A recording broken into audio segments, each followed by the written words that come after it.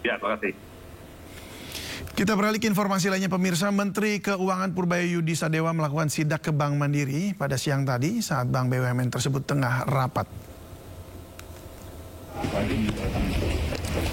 Ya, Menteri Keuangan mendatangi Bank Mandiri untuk menanyakan mengenai dana 200 triliun rupiah yang sudah ditransfer ke sejumlah bank himbara untuk disalurkan ke nasabah baru. Bank Mandiri kebagian 55 triliun rupiah untuk dikelola. Dan Menteri Keuangan berharap Bank Mandiri bisa menunjukkan hasil pengelolaannya dan juga jumlah uang yang tersisa saat ini yang masih ada di bank tersebut. Dan Menteri Keuangan sempat memang mewanti-wanti untuk tidak menyalahgunakan dana tersebut untuk membeli dolar atau surat berharga.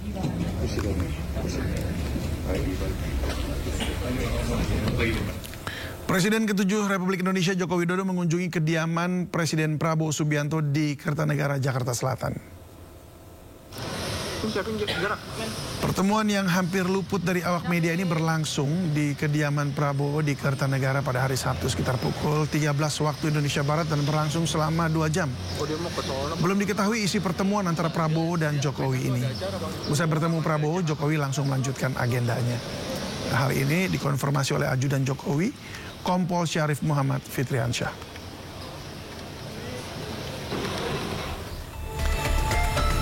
Ya, Kompol Syarif menyebut pertemuan keduanya dilakukan pada Sabtu sejak pukul 13.00 waktu Indonesia Barat dan langsung dilakukan selama 2 jam. Namun Syarif tidak mengungkap isi pertemuan tersebut. Menteri Pertahanan Syafri Syamsuddin membenarkan adanya pertemuan antara Presiden Prabowo Subianto dengan Presiden ke-7 Republik Indonesia Joko Widodo di Kertanegara, Kebayoran, Jakarta Selatan. Pertemuan keduanya berlangsung sebelum pertemuan antara Presiden Prabowo dengan sejumlah tokoh.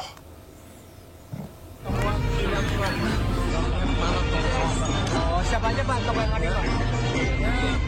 Tokoh yang benar, mempunyai jasa kepada termasuk Pak Jokowi ya Pak? Sidang lanjutan gugatan pra-peradilan mantan Mendikbudristek Nadiem Makarim kembali digelar dan sidang hari ini beragendakan jawaban pihak Kejagung atas gugatan Nadiem yang ditetapkan sebagai tersangka dugaan korupsi pengadaan laptop. Pihak Kejaksaan Agung diagendakan memberikan jawaban atas gugatan pra-peradilan tim kuasa hukum Nadiem Makarim di Pengadilan Negeri Jakarta Selatan. Dan dalam sidang perdana beberapa hari lalu, Nadiem mendapat dukungan dari 12 tokoh anti korupsi yang mengajukan pendapat tertulis amicus curiae. Dokumen itu disampaikan langsung di dalam sidang perdana di depan majelis hakim. Selain kuasa hukum kedua belah pihak, orang tua Nadiem juga tampak hadir di persidangan. Mereka meyakini Nadiem tidak bersalah atas kasus dugaan korupsi pengadaan laptop Chromebook Kemendikbudristek periode 2019-2022. Istri Nadiem Makarim, mantan Menteri Pendidikan Riset dan Teknologi 2014-2019, hadir dalam sidang pra-peradilan di Pengadilan Negeri Jakarta Selatan. Ia memberikan dukungan kepada Nadiem Makarim. Pertama-tama saya mewakili keluarga dan keempat anak saya bersyukur hari ini bisa mengikuti sidang pra-peradilan.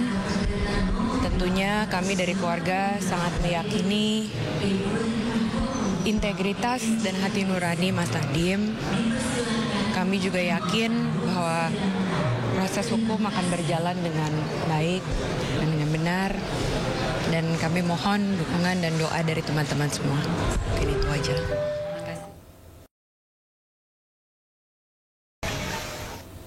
Warga Cirebon, Jawa Barat dihebohkan meteor jatuh. Peneliti BRIN sepakat benda yang jatuh dari langit dan memunculkan suara dentuman kencang merupakan meteor.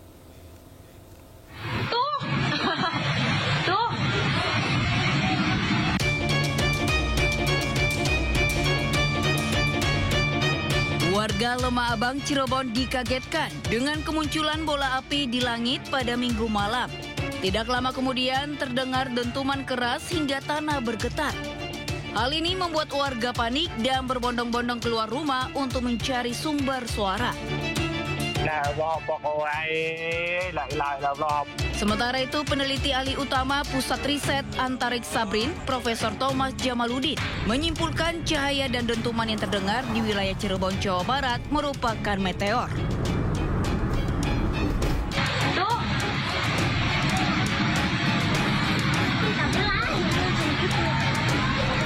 Meteor cukup besar ini melintas memasuki wilayah Kuningan, Kabupaten Cirebon dari arah barat daya sekitar pukul 18.35 waktu Indonesia Barat. Pada waktu yang hampir bersamaan, terdeteksi getaran yang terekam oleh BMKG Cirebon.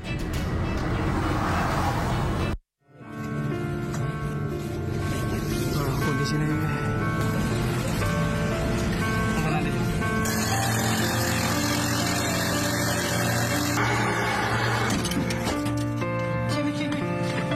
Al-Fatih. Oh, Wahyu. Ya, roti.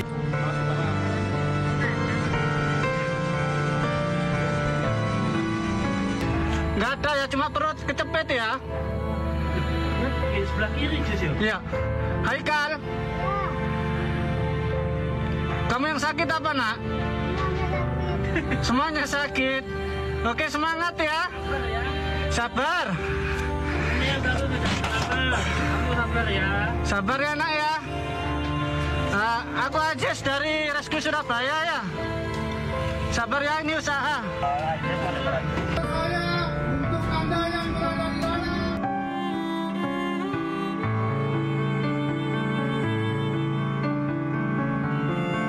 Kami tim penolong. Apabila yang di dalam mendengar suara kami, bentuk benda keras 3 kali atau teriak.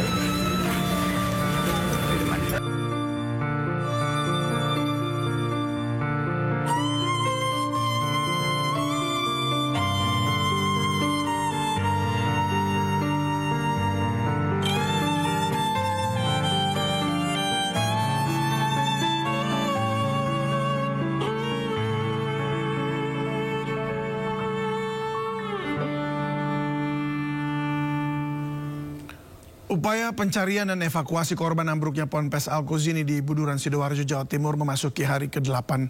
Pemkab Sidoarjo menargetkan seluruh proses akan selesai pada Selasa besok. Memasuki hari ke-8, petugas SAR gabungan terus mencari korban yang masih terjebak di bawah puing. Tumpukan puing bangunan pun sebagian besar sudah rata dengan tanah, usai dipindahkan dengan alat berat. Hanya puing bangunan di ujung pondok yang masih tampak, di mana diduga masih ada korban di bawahnya. Pemkab Sidoarjo menargetkan upaya evakuasi selesai pada Selasa besok, meski diharapkan proses selesai pada Senin ini. Pemkab masih kini menunggu hasil koordinasi dengan pihak Basarnas dan BNPB. Hingga Senin sore, total korban jiwa mencapai 56 orang.